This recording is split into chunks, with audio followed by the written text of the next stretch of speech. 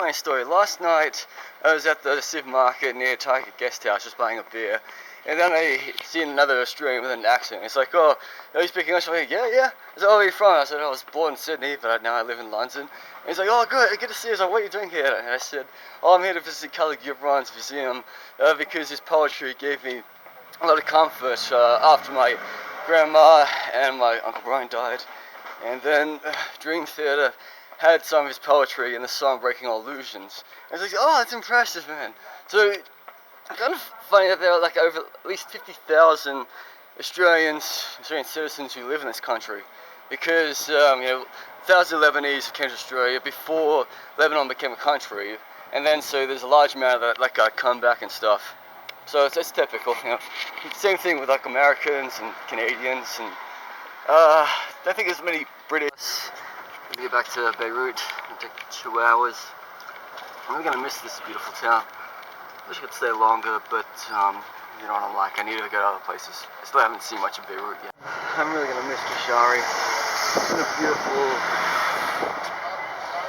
20 hours here. I'll definitely come back sometime in the future. I need more inspiration. Yeah.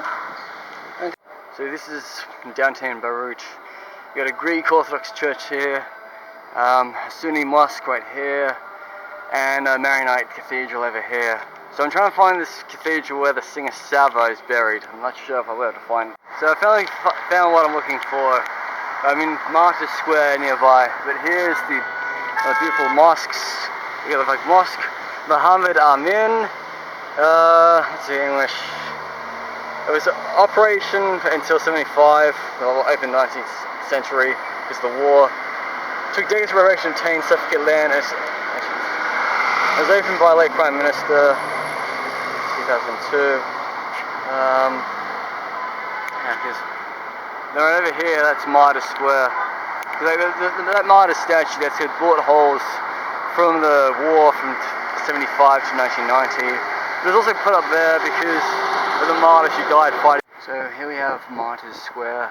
This statue was installed way before Lebanon became an independent country in 1943 to commemorate the martyrs who died fighting the Ottoman Empire during World War I and before that.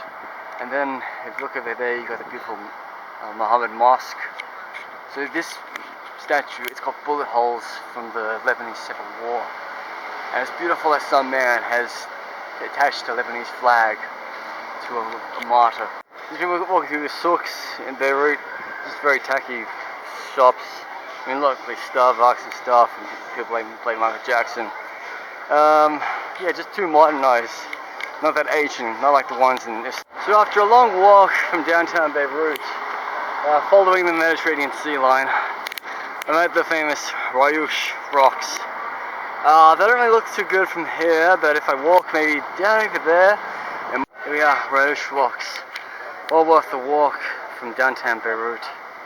And look, there's even a boat that's just gone through the hole right there. See?